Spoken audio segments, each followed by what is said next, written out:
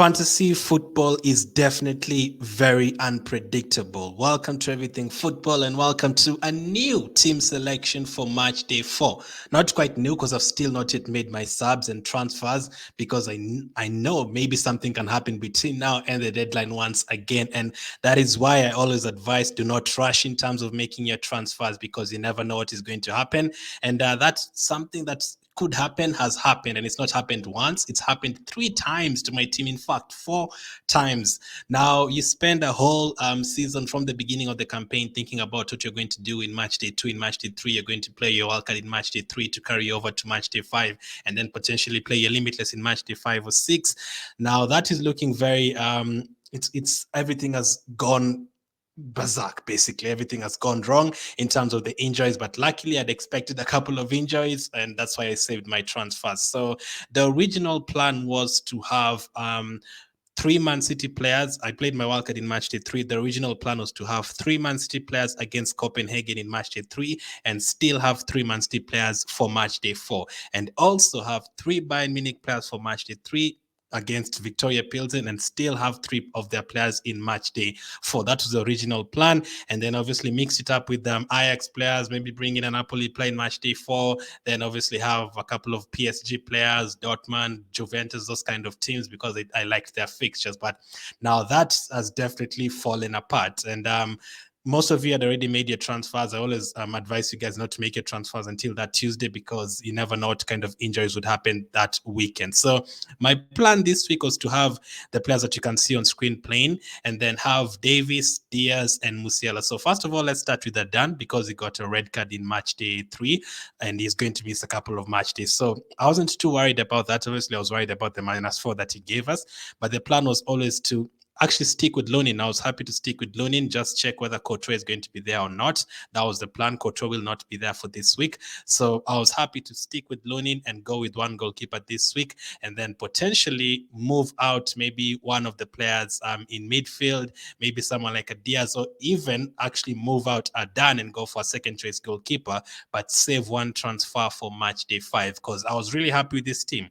I was happy with Haaland, Mbappe, Alvarez. I was happy with Valverde, Kudus, Sane. I was happy with Cancelo, Kostic, Ronaldo, Guerrero, and I was happy to keep Adan on the bench if I had any other transfers to make, and also Davis, Diaz, Musiala to play. That was my plan. Play all of them, and then I just make one transfer.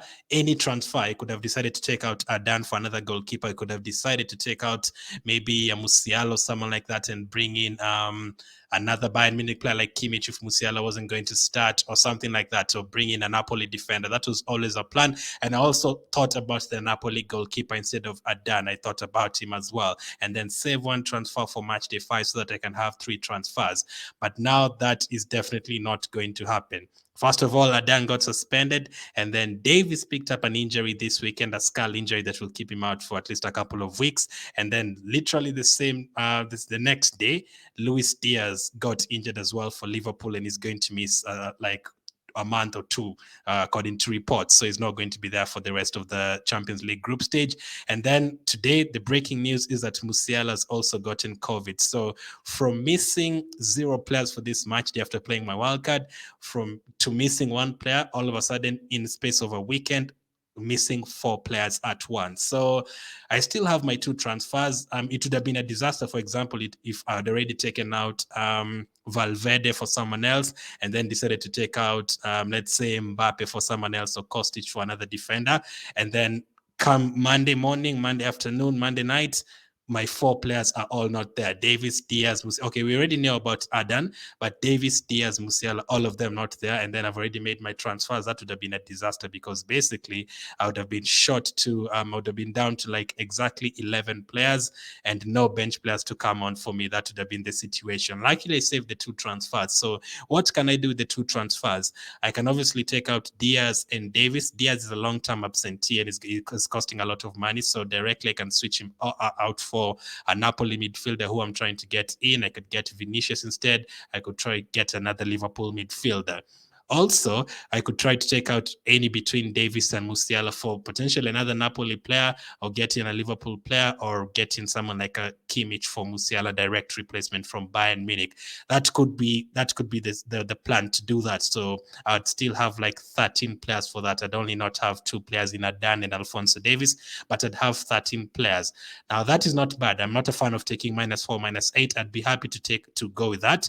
But the problem is, I might not go with that if a disaster happens tomorrow. By disaster, I mean I stick with this team. I take out Diaz and Musiala. I go up to 13 players, and then when the Man City team news comes out tomorrow, Haaland is on the bench and Cancelo is on the bench. That is a disaster, because there is no chance I can go into this match day, Copenhagen against Man City, when we're getting their team news with only one Man City player, and then a couple of my Bayern Munich players injured, and then only one goalkeeper.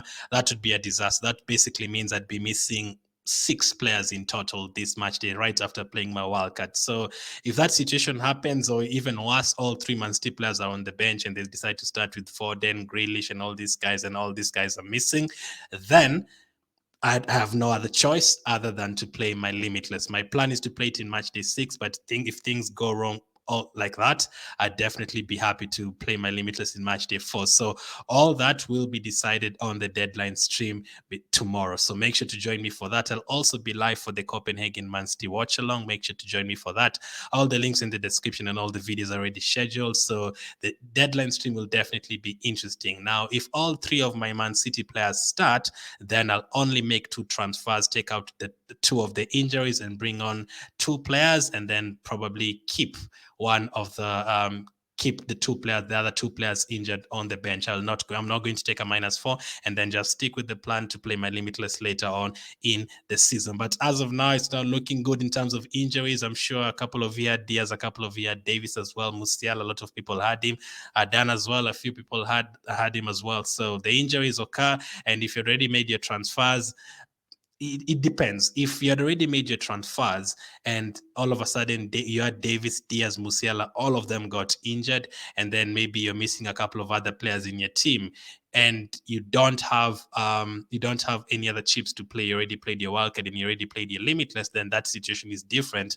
I would probably, if it's going to take you to 11 players at least, you can take a -4, -8. But anything more than that, I'd not advise you to. If you have 11 players and you want a 12th player, then you can take a -4, but don't take a -8 to get another player on the bench. I'd be happy to go with 11, 12 players. But if the situation is really, really terrible for you, like 9 players, then you can go for a -8. But I really doubt you in that situation, because it's only really these players who've gotten injured, unless a disaster happens again between now and tomorrow, or the Man City players that you have tomorrow, like Diaz or someone like Cancelo, Foden, all start on the bench once again. That would be terrible. So right away, I am going to make one transfer right now for you guys to see. So this is what I'm planning to do. I won't make it right now because of the injuries, but I'm going to show you what I'm planning to do. So it's going to be probably Diaz for any Napoli midfielder.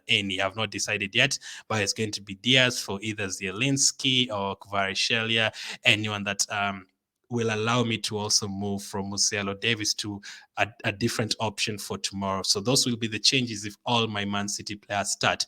If at least 2 of them don't start, then it's looking likely that my Limitless chip will be activated. So welcome to Champions League Fantasy. Anything can happen. Those are my ideas. A lot of you have asked what my updated team is. A lot of you have also asked for the wildcard team and the Limitless team. So in case you are playing your wildcard, click on the video on the left side. If you're playing a Limitless chip, click on the video on the right side, and definitely catch up with you guys on the deadline stream tomorrow. It's going to be an interesting one.